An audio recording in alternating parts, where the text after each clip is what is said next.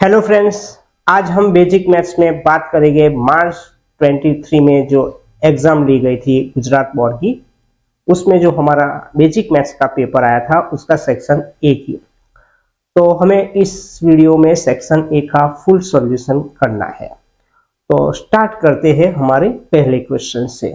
हमारा जो पहला क्वेश्चन है कुछ इस तरह से है, if the roots of quadratic equation ax square plus bx plus c equal to 0 are real and distinct, तो हमें जो रियल रूट्स है वो कब मिलते हैं। तो हम क्या करते हैं, डिस्क्रिमिनेंट निकालते हैं। अगर हमारा जो डिस्क्रिमिनेंट है वो ग्रेटर देन 0 होता है तो उसके जो रूट्स होते हैं वो रियल एंड डिस्टिंक्ट होते हैं। डिस्क्रिमिनेंट्स का जो फॉर्मूला है वो d is equal to B square minus 4ac रहता है, यानी कि B square minus 4ac greater than 0, यानी कि सी ऑप्शन इस क्वेश्चन का आंसर रहेगा। अब बात करते हैं हमारे सेकंड क्वेश्चन की। सेकंड क्वेश्चन में हमें 2 पॉइंट्स दिए गए हैं। a का जो कोऑर्डिनेट्स है x और y वो 0 और 6 है, यानी कि a 0 6 दिया गया है, b 0 माइनस 2 दिया गया है। इन दोनों पॉइंट्स का हमें डिस्टेंस निकालना है। डिस्टेंस निकालने के लिए डिस्टेंस फॉर्मूला यूज करेंगे। डिस्टेंस फॉर्मूला में हम क्या करेंगे, डी ए बी यानी कि ए और बी के बीच का distance is equal to under root, यानी कि जो x कोऑर्डिनेट है उसका सब्ट्रैक्ट करना होगा, यानी कि x कोऑर्डिनेट a का x कोऑर्डिनेट कौन सा है x, b का x कोऑर्डिनेट कौन सा है 0, यानी कि 0 में से हमें 0 को निकालना है, उसका स्क्वायर लिखना पड़ेगा, यानी कि x2 माइनस x1 स्क्वायर। उसी तरह से आप देखते हैं कि y कोऑर्डिनेट कौन सा है a का 6 जो मैंने यहां लिखा है, माइनस b का y कोऑर्डिनेट कौन सा है -2, सो -2 उसका स्क्वायर, यानी कि 0 माइनस 0 का स्क्वायर 6 माइनस माइनस प्लस 2 का स्क्वायर, यानी कि 0 का स्क्वायर और 6 प्लस 2 8 का स्क्वायर लिखना होगा। 0 का स्क्वायर 0 रहेगा, 8 का स्क्वायर 64, यानी कि 64 का रूट हमें 8 मिलता है। यानी कि यहाँ जो 2 पॉइंट्स हमें दिए गए हैं a और b, उनके बीच का जो डिस्टेंस है वो हमें 8 मिलता है। अब बात करते हैं हमारे थर्ड वाले क्वेश्चंस की। थर्ड वाला क्वेश्चंस है, if two positive integers p and q can be expressed as p is equal to ab square and q is equal to a cube b, ये दोनों प्राइम नंबर है a और b, then LCM of pq हमें निकालना है। LCM of pq निकालने के लिए फर्स्ट ऑफ क्या करेंगे, p को मैंने लिख लिया है ab स्क्वायर, यानी कि a की पावर 1 है, b की पावर 2 है, q is equal to A cube b दिया गया है, यानी कि a की पावर 3 है और b की पावर 1 है। हमें यहाँ एलसीएम निकालना है pq का, तो एलसीएम निकालने के लिए जो a की बात करूं तो a की हाईएस्ट पावर कितनी है 3, जो मैंने यहाँ रख दी है। उसी तरह से आपको b की हाईएस्ट पावर लिखनी है, तो b की हाईएस्ट पावर है मेरी 2, जो यहां लिखने से हमारा एलसीएम ऑफ pq मिल जाता है, यानी कि a क्यूब b स्क्वायर, जो हमारा आंसर है वो c रहता है। अब बात करेंगे फोर्थ वाले क्वेश्चंस की। ये बहुत इजी है, हर साल एग्जाम में एक इस टाइप का क्वेश्चंस आता ही है, आपको ये कंप्लीट करना है। Graphically, the pair of linear equation 6x minus 3y plus 10 equal to 0, 2x minus y plus 9 equal to 0 represent two lines, यानी कि ये दो लाइन कौन सी है हमें ये ढूंढना है। तो इसके लिए हम क्या करेंगे, पहले a1 b1 c1 को निकालेंगे। फर्स्ट लाइन है मेरी, उसमें से a1 6 है, b1 -3 है और c1 10 है।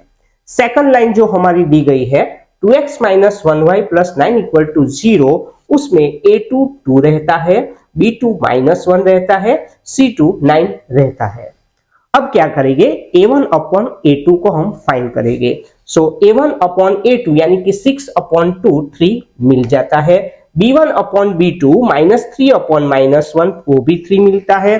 c1 अपॉन c2 की बात करूं तो 10 अपॉन 9 हमें लिखना है, तो आप देख सकते हैं A1 upon A2 is equal to B1 upon B2 आता है, यानी कि ये दो सेम है।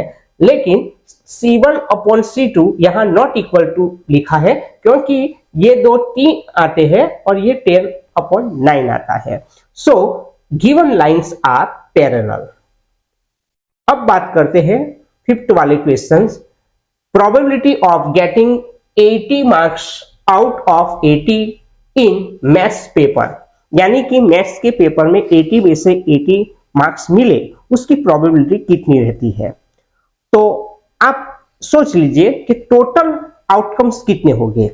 आपको 0 भी मार्क्स आ सकता है, 1 से 80 तक के मार्क्स भी आ सकते हैं, इसलिए टोटल जो आउटकम्स होते हैं वो 81 रहते हैं। सो हमने यहाँ टोटल आउटकम यानी कि टोटल नंबर ऑफ रिजल्ट्स 81 लिख दिया है। उसमें से 80 मार्क्स आपको मिलता है, यानी कि कोई भी एक नंबर उसमें मिलता है। सो प्रोबेबिलिटी इज 1 अपॉन 81 आप लिख सकते हैं, यानी कि number of result for the marks of 10 80 है, यानी कि वो एक ही नंबर है और टोटल आउटकम यहाँ 81 रहते हैं। अब बात करता हूं 6 वाला क्वेश्चन। 6 वाला क्वेश्चन में हमें फिगर दी गई है और उसका जीरोस कितना है वो हमें कहना है। तो आप देख सकते हैं ये जो हमारा कर्व है वो एक्स एक्सिस को 2 पॉइंट्स में इंटरसेक्ट करता है। सो गिवन ग्राफ जो है हमारा उसके जीरोस 2 रहते हैं।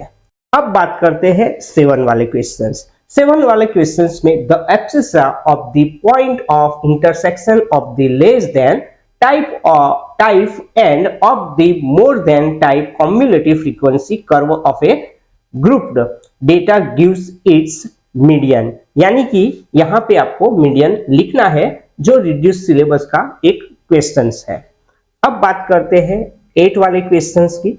8 वाले क्वेश्चंस में हमें दिया गया है probability of A sure events की प्रोबेबिलिटी, तो वो रहती है 1, इम्पॉसिबल इवेंट्स की प्रोबेबिलिटी रहती है 0, यानी कि यहां हमारा आंसर कौन सा आएगा, 1 आएगा। 9 वाला question, the tangent of a circle touches it at कितने पॉइंट्स में, यानी कि एक टेंजेंट होता है वो सर्कल को कितने पॉइंट्स में टच कर सकता है, तो वो एक ही पॉइंट में टच कर सकता है, यानी कि आंसर रहेगा 1। अब बात करूंगा 10th वाले क्वेश्चंस की। 10 वाला जो क्वेश्चंस है, a circle which touches all the sides of a quadrilateral ABCD if AB 7 BC 3 CD 4 then AD, यानी कि हमें AD निकालना है। आप देख सकते हो ये हमने एक क्वाड्रिलेटरल दिया है ABCD, वो एक सर्कल को टच करता है, यानी कि ये 4 पॉइंट्स में वो टच करता है। तो आगे भी ये सम हमने कराया है, तो आप एक फॉर्मूला याद रखना कि जो अपोजिट साइड है उनका सम करना है AB plus CD is equal to BC plus AD, यानी कि ऐसा एक फॉर्मूला बना देना है।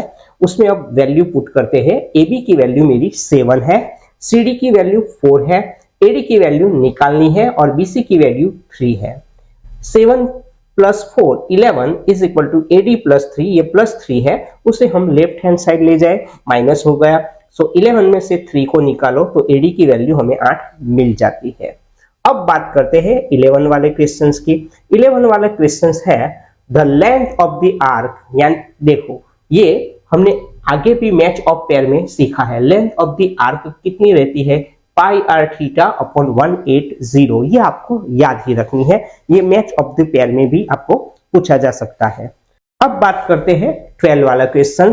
12 वाला क्वेश्चन है हमारा, if the radius of a circle is double then its area becomes, यानी कि जो सर्कल का रेडियस है वो डबल हो जाता है, तो उसके बाद सर्कल का एरिया कितना होगा।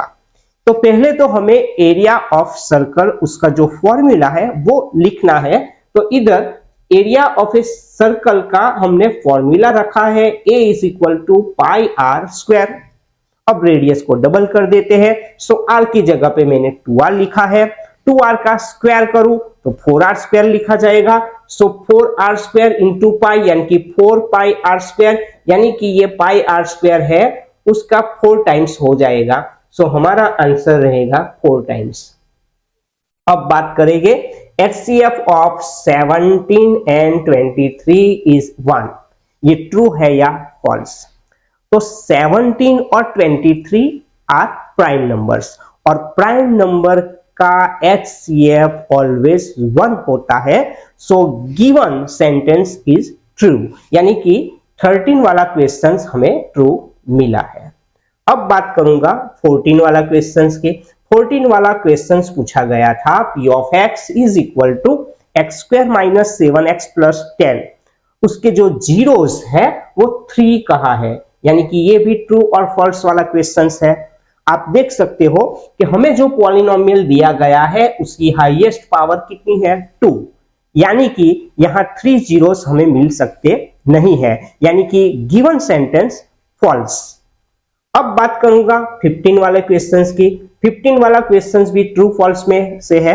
If sin a is equal to 1 then a is equal to 90, तो हमें क्या करना है? sin 90 का वैल्यू कितना है वो हमें जानना है। तो sin 90 का जो वैल्यू है वो 1 ही है, यानी कि if sin a is equal to 1 then a is equal to 90, ये सेंटेंस हमारा ट्रू है। अब बात करते हैं लास्ट वाले क्वेश्चंस की। ये क्वेश्चंस भी ट्रू फॉल्स का पूछा था। उसमें है the value of sine A and cos A never be greater than 1, यानी कि साइन और कॉस की जो वैल्यूज है वो 1 से ज्यादा नहीं होनी चाहिए। तो हम क्या करेंगे? पहले साइन 0 की वैल्यू 0 है, बाद में साइन अब 0 से 90 तक आपको जाना है। हमें पता है कि साइन 0 की वैल्यू 0 है। साइन अगर 30 की बात करूं तो वो वैल्यू मेरी 1/2 है। साइन 45 की बात करता हूं तो वो वैल्यू मेरी 1/√2 है। साइन 60 की बात करते हैं तो साइन 60 रहेगा √3/2, और साइन 90 की वैल्यू 1, यानी कि 0 से 1 तक की साइन की रेंज है। अब बात करते हैं कॉस, तो कॉस 0 की वैल्यू 1 है। उसी हिसाब से अगर बात करें कॉस 30 की वैल्यू तो वो रहती है √3/2। साइन कॉस 45 की बात करूं तो कॉस 45 की वैल्यू रहती है 1/√2। उसी हिसाब से अगर कॉस 60 की बात करें तो वो रहता है 1/2। उसके बाद वो कॉस 90 की बात करूं तो वो रहता है 0, यानी कि 1 से 0 तक की हमें वैल्यू मिल जाती है, और यहाँ पे 0 से 1 तक की वैल्यू मिलती है, यानी कि साइन और कॉस की जो वैल्यूज है वो 1 से ज्यादा होती नहीं है, यानी कि हमारा जो सेंटेंस है वो ट्रू है। तो इस तरह हमें मार्च 23 में क्वेश्चंस पूछे गए थे। सभी इजी क्वेश्चंस थे। आपको सभी क्वेश्चंस को बार बार देख के और लिख के तैयार करने हैं, सभी क्वेश्चंस आपको आ जाएंगे। अगर आपको ये वीडियो पसंद आया है तो इसे लाइक कर दीजिए, अपने दोस्तों के साथ, रिलेटिव्स के साथ या क्लासमेट के साथ इसे शेयर कीजिए, और हमारी चैनल को सब्सक्राइब कीजिए।